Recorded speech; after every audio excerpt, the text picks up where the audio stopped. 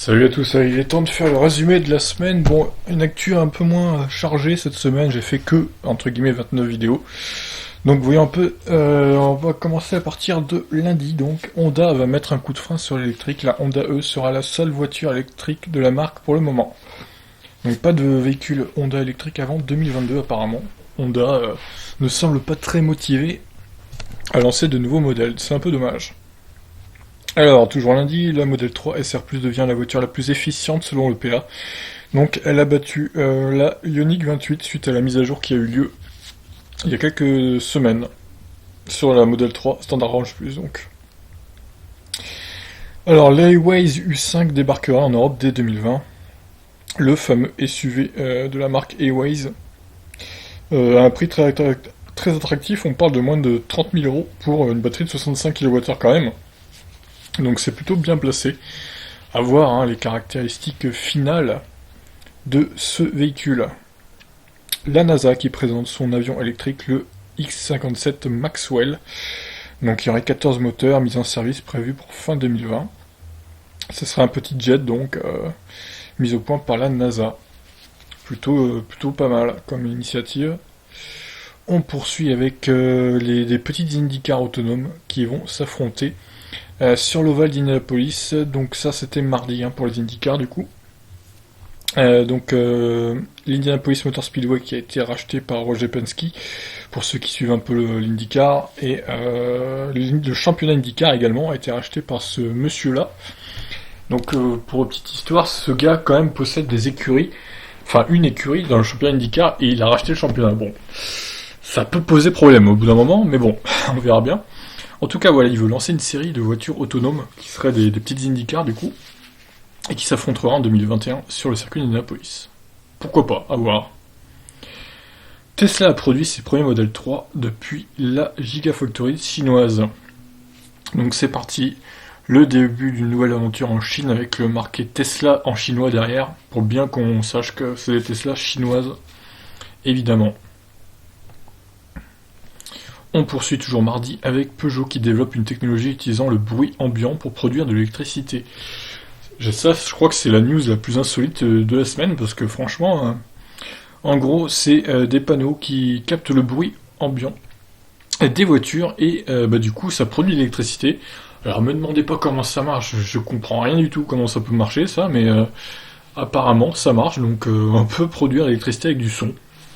Et on peut recharger donc une voiture électrique. Alors après, je pense pas que ça produise énormément d'électricité non plus. Mais bon, si ça peut alimenter un dixième de la batterie, ou je sais pas, 20% par exemple, pourquoi pas. L'Alsace pourrait bien devenir le nouvel Eldorado français du lithium. Alors apparemment il y a des réserves de lithium qui ont été trouvées en Alsace. Donc il semblerait que pour la France ça soit pas mal. Si ça pourrait déjà alimenter les besoins français en lithium, ça serait déjà une bonne chose, j'ai envie de vous dire, sans évidemment dégrader l'environnement. Alors, la Spark Hall, 2012 chevaux, 0 à 100, 1 seconde 9. Voilà une hypercar qui a été présentée cette semaine de constructeur donc Aspark japonais donc. Voilà, elle coûte plus de 3 millions d'euros, enfin, c'est du délire total. C'est pas Monsieur Tout-le-Monde qui va pouvoir se la payer. Alors, un radar anti-pollution en test à Marseille, donc c'est un radar qui verbalise pas si vous voulez, c'est un truc pédagogique, mais bon voilà. Après, est-ce qu'ils vont pas s'en servir dans le futur pour nous coller des amendes si la voiture pollue trop, quoi. C'est à mon avis, ça pourrait bien arriver, ça. Alors bon, j'ai fait plus de 1000 vidéos sur ma chaîne, donc j'ai tenu à signaler le truc. N'hésitez pas à réagir. Ensuite, officiel, la Gigafactory 4 de Tesla sera construite près de Berlin, en Allemagne. Oui, alors ça y est, on a eu la décision. Malheureusement, elle n'arrivera pas en France, cette Gigafactory. Bon, évidemment, on s'y attendait tous, que ce soit l'Allemagne. Il y avait aussi la Hollande qui était bien placée, mais au final, ça sera l'Allemagne pour cette Gigafactory 4, et donc elle sera opérationnelle en 2021. Alors, Mercedes qui a publié le bilan environnemental de son EQC. Donc, s'il est rechargé avec de l'électricité verte, il consommera 17,1 tonnes de CO2 sur sa durée de vie, et 32,4 tonnes si c'est l'électricité européenne, c'est-à-dire un mélange de charbon, électricité verte, nucléaire, machin, tout ça quoi. Donc voilà, pour ce petit bilan écologique, bonne initiative de Mercedes qui joue la transparence et c'est pas mal. Ça serait bien que les autres constructeurs fassent pareil pour le coup. On poursuit avec Hyundai qui veut rendre ses voitures électriques plus silencieuses Alors, c'est un peu bizarre ça aussi, pour le coup. Ça masquerait le bruit avec des ondes provenant à l'intérieur de la voiture. Enfin, j'ai un peu de mal à imaginer le truc, comment ça fonctionne, pareil. Mais bon, si ça marche, pourquoi pas. Pourquoi pas. Alors j'ai fait un test d'autonomie. Je suis parti de chez moi donc pour aller à Saint-Malo tester la fameuse DS3 Crossback Etans. Donc j'ai roulé bien, il faisait 9 degrés de température moyenne ma foi. Et au final j'ai roulé avec une vitesse moyenne de 73 km/h, ce qui n'est pas mal. Et donc 213 km effectués quasiment. 46% de la batterie utilisée, je vous laisse regarder la vidéo pour plus d'informations. Alors j'ai évidemment filmé l'essai de la DS3 Crossback Etans. Et c'est un peu galère quand même parce que j'étais un peu perdu, on m'a laissé un peu livré à moi-même pour essayer cette voiture. Et au final, je ne comprenais pas sur quoi il fallait appuyer pour le chauffage. Enfin si, j'ai fini par comprendre, mais j'ai pas réussi à remettre à zéro la conso par exemple. Et bon, après, est-ce que c'est parce que c'est une voiture de pré-série qui avait pas toutes les options, tout n'était pas à jour, le niveau logiciel et tout, comme par exemple l'autonomie qui défile de 10 en 10, je trouve pas ça normal, donc à mon avis c'est qu'il y a un souci quelque part. Ce sont vraiment des véhicules de pré-série, donc a priori je pense pas que ça sera comme ça sur la version finale, enfin j'espère pas en tout cas, parce que ça serait vraiment assez terrible. Bon, en tout cas, en ce qui concerne la voiture, j'ai passé un bon moment au son volant. Après, comme j'ai déjà dit dans la vidéo, clairement, je garde mon Kona et je vais pas échanger grâce à... Enfin, je vais pas échanger avec une voiture comme ça, certainement pas. Mon Kona est toujours supérieur. Et de loin.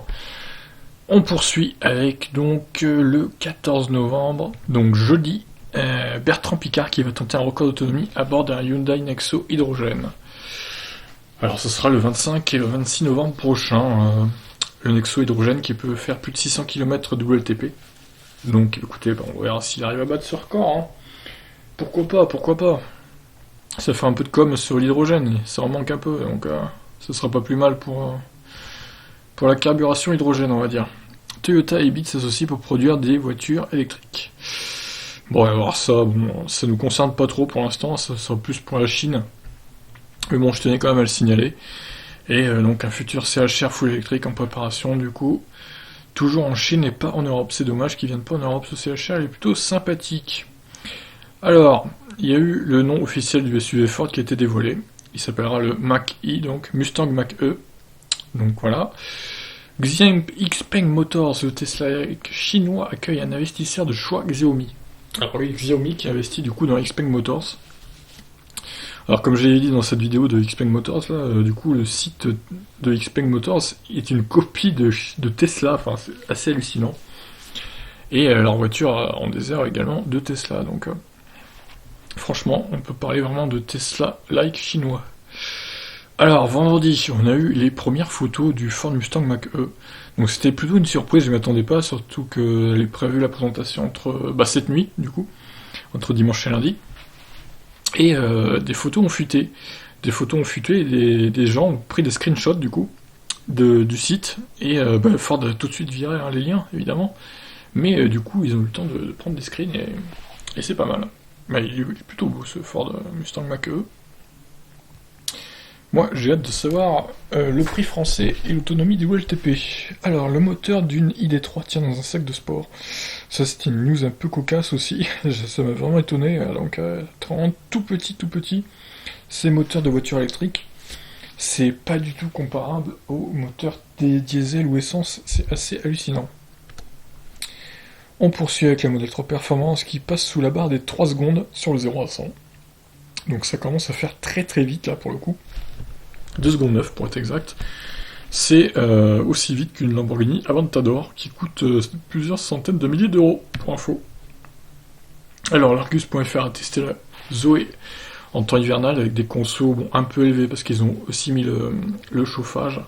Par contre une recharge encore assez décevante sur le réseau Unity, malheureusement cette Zoé. C'est pas dingue niveau recharge en CCS. Donc comme tous les samedis, j'ai fait mes annonces sur le Bon Coin qui ont duré un peu moins longtemps que d'habitude, faut le noter aussi. Alors, grosse news aussi, Volkswagen prévoit un investissement colossal de 60 milliards d'euros d'ici 2024.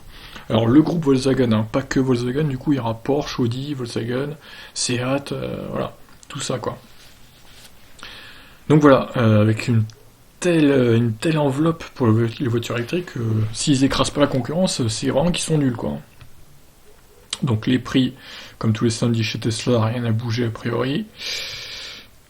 On poursuit donc samedi à une boutique éphémère dédiée à la mobilité électrique en Suisse. Donc il y a des vélos électriques, un Kona, une Zoé, un Exo hydrogène aussi, il y a pas mal de choses. Si les gens veulent se renseigner, des Suisses, eh ben allez-y parce que franchement c'est plutôt sympathique, je vous laisse aller découvrir la vidéo.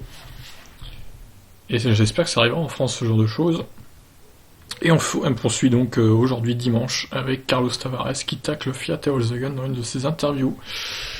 Donc vous voyez, le gars tacle Fiat alors qu'il s'apprête à fusionner avec le groupe FCA. C'est assez cocasse. Ça aussi. Donc Carlos, hein, pourquoi pas.